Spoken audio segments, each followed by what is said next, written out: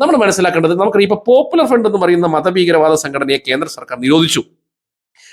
India മഹാരാജ്യത്തേക്ക് ഏറ്റവും കൂടുതൽ കള്ളപ്പണം മതഭീകരവാദ പ്രസ്ഥാനങ്ങൾക്ക് വേണ്ടി ചെലവഴിക്കുന്ന ഇന്ത്യയിലെ നമ്പർ 1 പ്രസ്ഥാനം പോപ്പുലർ ഫ്രണ്ടാണ്.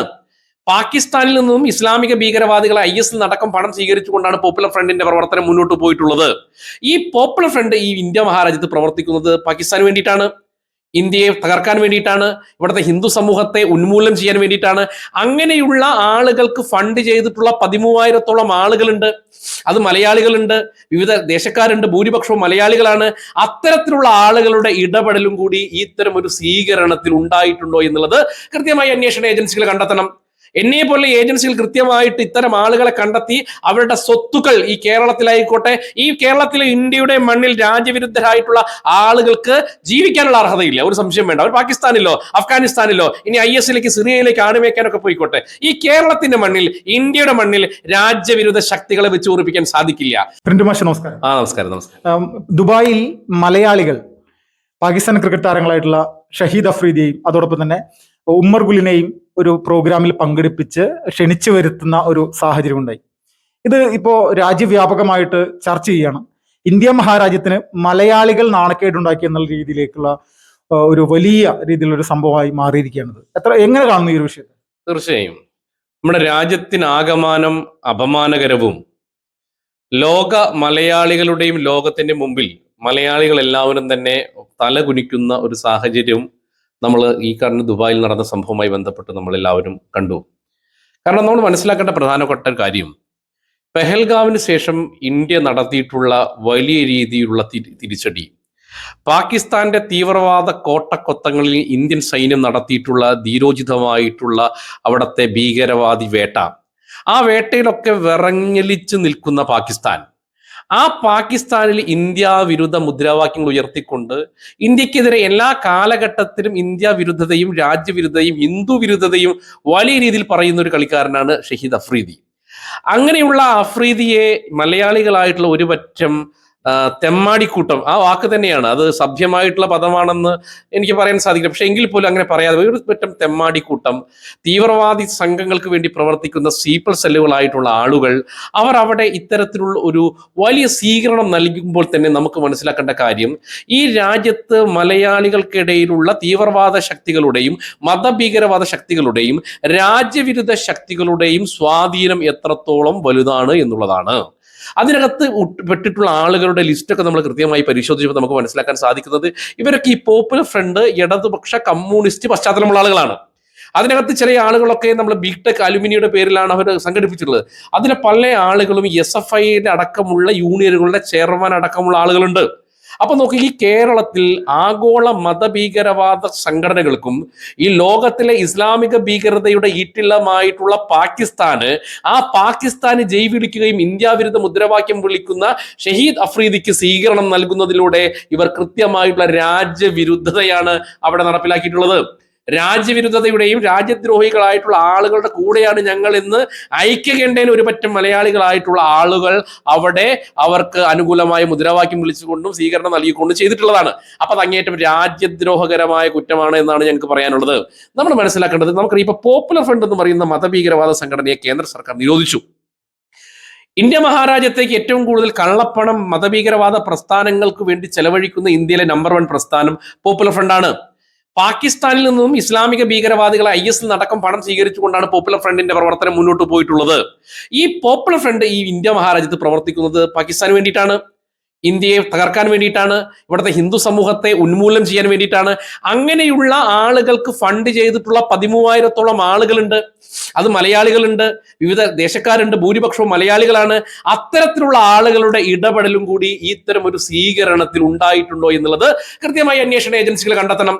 എന്നെ പോലെ ഏജൻസികൾ കൃത്യമായിട്ട് ഇത്തരം ആളുകളെ കണ്ടെത്തി അവരുടെ സ്വത്തുക്കൾ ഈ കേരളത്തിലായിക്കോട്ടെ, ഈ കേരളത്തിലെ ഇന്ത്യയുടെ മണ്ണിൽ രാജ്യവിരുദ്ധരായിട്ടുള്ള ആളുകൾക്ക് ജീവിക്കാനുള്ള അർഹതയില്ല, ഒരു സംശയം വേണ്ട. അവർ പാകിസ്ഥാനിലോ അഫ്ഗാനിസ്ഥാനിലോ ഇനി IS-ലേക്ക് സിറിയയിലേക്ക് ആടുമേക്കാനൊക്കെ പോയിക്കോട്ടെ, ഈ കേരളത്തിന്റെ മണ്ണിൽ ഇന്ത്യയുടെ മണ്ണിൽ രാജ്യവിരുദ്ധ ശക്തികളെ വെച്ച് ഉറപ്പിക്കാൻ സാധിക്കില്ല.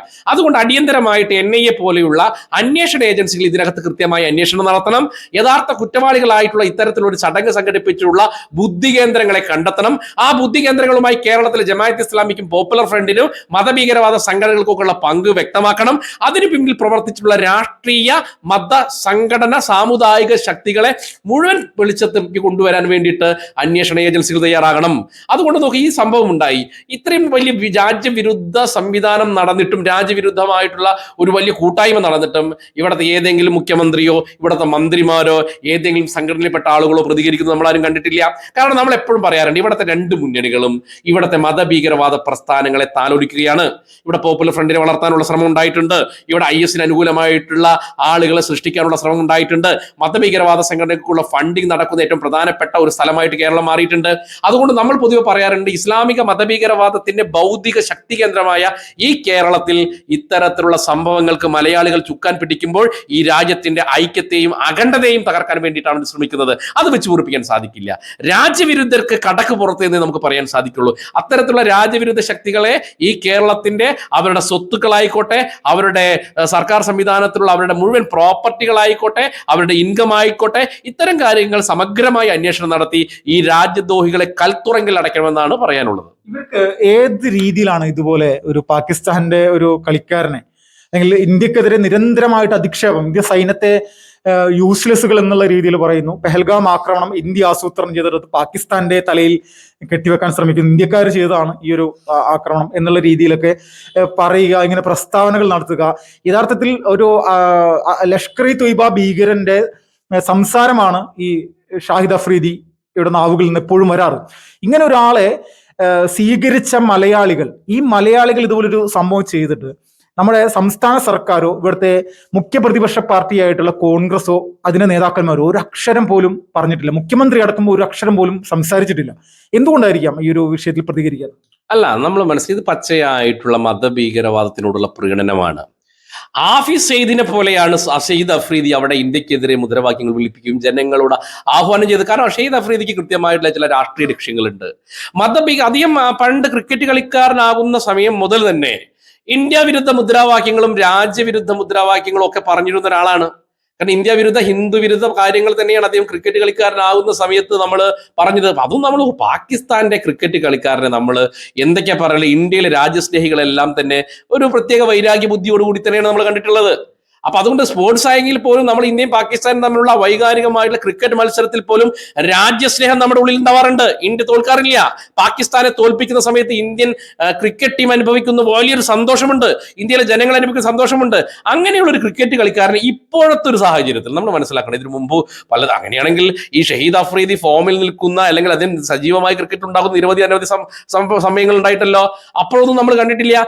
ഈ പെഹൽഗാമിന് ശേഷം ഒരു പ്രത്യേക പശ്ചാത്തലത്തിൽ ഇത്തരം ആളുകൾക്ക് സ്വീകരണം ഒരുക്കുന്നതിന്റെ രാജ്യവിരുദ്ധ ശക്തികളാണ്. അവർ എല്ലാ സമയത്തും ഇന്ത്യയിൽ ഉണ്ടായിട്ടുണ്ട്. ഇപ്പൊ നമുക്കറിയാലോ, അവർ അർബൻ നക്സലുകളും ഇസ്ലാമിക മതഭീകരവാദികളും തീവ്രവാദ സംഘടനകളും തമ്മിൽ കൃത്യമായിട്ടുള്ള സഖ്യമുണ്ട്. അവരാണ് തുക്കടെ ഗ്യാങ് എന്ന് പറഞ്ഞുകൊണ്ട് കാശ്മീരിന് സ്വാതന്ത്ര്യം എന്ന് കാര്യം പറഞ്ഞത്. അവർ പറഞ്ഞത് ആസാമിന് സ്വാതന്ത്ര്യം വേണം, അവർ മണിപ്പൂരിന് സ്വാതന്ത്ര്യം വേണം, ഈ കേരളത്തിനും സ്വാതന്ത്ര്യം വേണം എന്നാണ് അവർ പറഞ്ഞിരുന്നത്. അങ്ങനെയുള്ള വിഘടനവാദ ശക്തികൾ കൃത്യമായിട്ടുള്ള ഫണ്ട് പാകിസ്ഥാനിൽ നിന്ന് കിട്ടുന്നുണ്ട്. അപ്പോൾ അത്തരത്തിലുള്ള ഫണ്ടിങ് നൽകുന്ന ഏജൻസികളാണോ പാകിസ്ഥാന്റെ കയ്യിൽ നിന്ന് കൃത്യമായി പണം മേടിച്ചുകൊണ്ട് രാജ്യത്തെ ഒറ്റുകാരായിട്ടുള്ള രാജ്യദ്രോഹികളാണോ ഇതിന് പിറകിലുള്ള എന്നത് കൃത്യമായി കണ്ടെത്തണം. ഇവരെ എവിടത്തെ ഇടതുപക്ഷമോ വലതുപക്ഷമോ പിണറായി വിജയനോ തള്ളിക്കളയില്ല എന്നുള്ള കാര്യം നമുക്കറിയാമല്ലോ. ഇവർ നോക്കൂ, നമ്മുടെ രാജ്യത്ത് വലിയ രീതിയിലെ പഹൽഗാം ആക്രമണം ഉണ്ടായിക്കൊണ്ട് മതം നോക്കിക്കൊണ്ട് നമ്മുടെ സഹോദരിമാരുടെ മുമ്പിൽ വെച്ച് സ്വന്തം ഭർത്താക്കന്മാരെയും മക്കളെയും ഒക്കെ തന്നെ അതിനിഷ്ഠുരമായിട്ട് ഈ ഭീകരവാദികൾ കൊന്ന സമയത്ത് ഇവിടുത്തെ ഇസ്ലാമിക സംഘടനകളായിട്ടുള്ള ആളുകളുടെ നിലപാട് എന്തായിരുന്നു? നിങ്ങളതൊന്നും പഠിക്കണം. നിങ്ങളിപ്പോ പലസ്തീനും ഇസ്രായേലും സമരം നടന്ന സമയത്ത് ഇവിടെ തെരുവീതികൾ എത്ര വലിയ റാലികളാണ്, എത്ര വലിയ മുദ്രാവാക്യങ്ങളാണ് ഈ പലസ്തീൻ അനുകൂലമായിട്ട് നമ്മൾ മുഴങ്ങിക്കെട്ടത്. നിങ്ങൾ ഈ കേരളത്തിൽ ഏതെങ്കിലും ഒരു മുസ്ലിം സംഘടന ഇന്ത്യക്ക് അനുകൂലമായിക്കൊണ്ട് പാകിസ്ഥാന് ഗോ ബാക്ക് വിളിച്ചുകൊണ്ട് ഒരു പരിപാടി കേരളത്തിൽ നടത്തിയിട്ടുണ്ടോ? നടത്തില്ല. ഈ ഹമാസിന് വേണ്ടിയിട്ട് പള്ളികളിലൊക്കെ നമാസ് വെള്ളിയാഴ്ച പ്രത്യേക പ്രാർത്ഥന നടത്തിയിരുന്നു. എന്തിനു വേണ്ടിയിട്ട്? ഇസ്രായേലിലെ പാവപ്പെട്ട നിരപരാധികളെ കൊന്നൊടുക്കിയിട്ടുള്ള ഹമാസ് ഭീകരവാദികൾക്ക് വേണ്ടിയിട്ട് പള്ളികളിൽ പ്രാർത്ഥന നടത്തിയ ആളുകൾ ഇന്ത്യൻ സൈനികർ കൊല ചെയ്യപ്പെട്ടപ്പോൾ, ഇന്ത്യയുടെ ഏറ്റവും പ്രധാനപ്പെട്ട നമ്മുടെ സോദർ കൊല ചെയ്യപ്പെട്ടപ്പോൾ, ഇന്ത്യയും പാകിസ്ഥാനും തമ്മിലൊരു യുദ്ധമുണ്ടായ സമയത്ത് ഇന്ത്യക്ക് അനുകൂലമായിട്ട് ഒരു നമാസോ ഇന്ത്യക്ക് അനുകൂലമായ ഒരു പ്രകടനമോ അല്ലെങ്കിൽ രാജ്യത്തിന് അനുകൂലമായിട്ട് ഒരു നിലപാടോ എടുക്കുന്നത് നമ്മൾ കണ്ടിട്ടില്ല. അപ്പോ ഭീകരവാദികളോട് സന്ധി ചെയ്യുന്ന നിലപാട് ഇവിടുത്തെ മുസ്ലിം സംഘടനകൾക്കുണ്ട്, ഇവിടുത്തെ മതഭീകരവാദ സംഘടനകൾക്കുണ്ട്, ഇവിടുത്തെ മുഖ്യധാര മതേതര പാർട്ടികൾക്കുണ്ട്, ഇടതുപക്ഷത്തിനുണ്ട്, വലതുപക്ഷത്തിനുണ്ട്. അപ്പൊ അതുകൊണ്ട് ഇതിൽ കൃത്യമായ ഒരു രാഷ്ട്രീയമാണ്. മതഭീകരവാദ പ്രസ്ഥാനങ്ങളെ കൈകോർത്ത് നിന്നുകൊണ്ട് ഈ രാജ്യത്തെ തകർക്കാൻ ശ്രമിക്കുന്ന ഇത്തരത്തിലുള്ള ആളുകൾ, ആ ആളുകളെ കൽത്തുറങ്കിൽ അടയ്ക്കുകയോ അവരുടെ ഇത്തരത്തിലുള്ള മതഭീകര ഹാഫിസ് സയ്യിദിനോടുള്ള നമ്മളുടെ മനോഭാവം തന്നെയായിരിക്കണം ഇത്തരത്തിൽ ഈ പാകിസ്ഥാന് വേണ്ടിയിട്ട് ഇത്തരത്തിലുള്ള ചാരപ്പണി നടത്തുന്ന ആളുകൾ. കാരണം ഹാഫിസ് സയ്യിദിന്റെ ബ്ലഡിനകത്തുള്ള പാകിസ്ഥാനിയാണ്. അയാൾക്ക് പറയാനുള്ള ആന്റി ഹിന്ദുത്വമാണ്, അയാൾക്ക് പറയാനുള്ളത് ഭീകര മുഖം തന്നെയാണുള്ള മുഖം. പക്ഷേ ഇവിടെ ഈ നാടിന്റെ എല്ലാവിധ ആനുകൂല്യങ്ങളും പറ്റി, ഈ രാജ്യത്തിന്റെ ഉപ്പും ഈ രാജ്യത്തിന്റെ എല്ലാവിധ കാര്യങ്ങളുടെയും ആനുകൂല്യം പറ്റി മറ്റൊരു രാജ്യത്തേക്ക് പോയിട്ട് ഈ രാജ്യത്തെ ഒറ്റുകാരെ അവർക്ക് മറുപടി തോക്കിൻ കുഴലോ ജയിലറയും മാത്രമാണ് എന്നുള്ളതാണ് പറയാനുള്ളത്. അവസാനമായിട്ട് മാഷിപ്പോ ഈ മലയാളികൾക്ക് ഒരു സംഭവം ഇവരവിടെ ചെയ്ത ഒരു പ്രധാനപ്പെട്ട ഒരു കാര്യം എന്ന് പറഞ്ഞാൽ, ഈ പാകിസ്ഥാൻ കളിക്കാരെ സ്വീകരിച്ചു കൊണ്ടുവന്ന് ഈ വേദിയിലിരുത്തുക മാത്രമല്ല, ഇതിന് മുന്നോടിയായിട്ട് ഒരു പാകിസ്ഥാൻ ഗവൺമെന്റിന്റെ കീഴിലുള്ള ഒരു സ്ഥാപനം, പാകിസ്ഥാന്റെ നിയന്ത്രണത്തിലുള്ള ഒരു ഹാളിൽ വെച്ചുകൊണ്ടാണ് ഇവർ ഈ പരിപാടി നടത്തിയിരിക്കുന്നത്. ഈ ദുബായിൽ മറ്റ് ഹാളുകളൊന്നും ഇവർക്ക് ലഭിക്കാനില്ല. അല്ല, ഇത് പാകിസ്ഥാൻ അനുകൂലമായിട്ടുള്ള സ്ലീപ്പർ സെല്ലുകളെ ഉണ്ടാക്കാൻ കുറെ വർഷങ്ങളായിട്ട് ശ്രമിച്ചുകൊണ്ടിരിക്കുകയാണ്. പണ്ടൊക്കെ ചെറിയ ചെറിയ ചാരപ്രവർത്തനം മാത്രമായിട്ടാണ് ചില വ്യക്തികളെയാണ് നിയോഗിച്ചിരുന്നത്. ഇന്ന് പാകിസ്ഥാൻ കൃത്യമായിട്ട് പോപ്പുലർ ഫ്രണ്ട് പോലെയുള്ള സംഘടനകളെയാണ് കൃത്യമായിട്ട് ഉപയോഗിക്കുന്നത്, പോപ്പുലർ ഫ്രണ്ട് പോലുള്ള പ്രസ്ഥാനങ്ങൾ. അതോടൊപ്പം തന്നെ പാകിസ്ഥാൻ ഭീകര പ്രവർത്തനത്തിന് നൽകുന്ന പണം കൈപ്പറ്റുന്ന ഈ വിവിധ തരത്തിലുള്ള പ്രവാസി സംഘടനകളുണ്ട്. ആ പ്രവാസി സംഘടനകൾ കൂട്ടായ്മയുണ്ട്. ആ കൂട്ടായ്മയ്ക്കകത്ത് കൃത്യമായിട്ടുള്ള രാജ്യവിരുദ്ധ അജണ്ട വെച്ച് പ്രവർത്തിക്കുകയാണ്. അപ്പൊ ഈ രാജ്യത്തിൽ മലയാളി എന്ന പേരിൽ ഈ ഇന്ത്യ മഹാരാജ്യത്തിന്റെ സകലമായ ആനുകൂല്യങ്ങളും പറ്റി പാകിസ്ഥാന് വേണ്ടി പ്രവർത്തിക്കുന്ന ആളുകൾ ചാരന്മാരാണ്. ആ ചാരന്മാരായ ആളുകളെ എന്താണോ ഇന്ത്യൻ ശിക്ഷാ നിയമം കൊടുക്കുന്ന ശിക്ഷ, ആ ശിക്ഷ കൊടുക്കാൻ നമ്മൾ തയ്യാറാകണം. അതിന് അന്വേഷണ ഏജൻസി സമഗ്രമായിട്ട് അന്വേഷണം നടത്തി, നമുക്കറിയില്ല പോപ്പുലർ ഫ്രണ്ടിന് നൽകിയ ഫണ്ടുമായി ബന്ധപ്പെട്ട് കൃത്യമായിട്ടുള്ള അന്വേഷണം നടക്കുന്നുണ്ട്. അപ്പൊ ഇതും പോപ്പുലർ ഫ്രണ്ടിന്റെ ഫണ്ടിങ്ങും ഇപ്പോൾ നടക്കുന്ന പ്രവർത്തനങ്ങളും പാകിസ്ഥാൻ അനുകൂലമായി നിൽക്കുന്ന സ്ഥാപനത്തിലെ ഹോൾ അനുവദിച്ചു ഒക്കെ കൂട്ടിച്ചേർത്ത് വായിച്ചാൽ കൃത്യമായിട്ട് നമുക്ക് മനസ്സിലാക്കാൻ സാധിക്കും, ഇത് ആഗോള തരത്തിലുള്ള രാജ്യത്തെ തകർക്കാനുള്ള മതഭീകരവാദ സംഘടനകളുടെ ശ്രമമാണ്. ആ ശ്രമത്തെ ചെറുത്തു തോൽപ്പിക്കേണ്ടതുണ്ട്. അതിനകത്ത് ഒരു സംശയവും വേണ്ട. ഇത്തരത്തിലുള്ള ആളുകൾക്കെതിരെ നടപടിയെടുക്കാൻ ഇവിടുത്തെ സംസ്ഥാന സർക്കാരോ ഇവിടുത്തെ ഭരണകൂടമോ ഇവിടുത്തെ നിയമ സംവിധാനമോ തയ്യാറായില്ലെങ്കിൽ അത്തരത്തിലുള്ള ആളുകളെ വെച്ച് പൊറുപ്പിക്കാൻ, നമ്മുടെ ഈ കേരളത്തിന്റെ മണ്ണിൽ വെച്ച് പൊറുപ്പിക്കാനും നമ്മളെ പോലെയുള്ള പ്രസ്ഥാനങ്ങളിൽപ്പെട്ട ആളുകൾ തയ്യാറാകില്ല. കടക്കുപുറത്ത് എന്ന് തന്നെ പറയും, പാകിസ്ഥാൻ ചാരന്മാർക്ക് ഈ മണ്ണിൽ ഒരു തരത്തിലുള്ള അവകാശമില്ല, ഇവിടെ ജീവിക്കാനുള്ള ഒരു തരത്തിലുള്ള അവകാശവും ഇല്ല എന്ന് തന്നെയാണ് പറയാനുള്ളത്.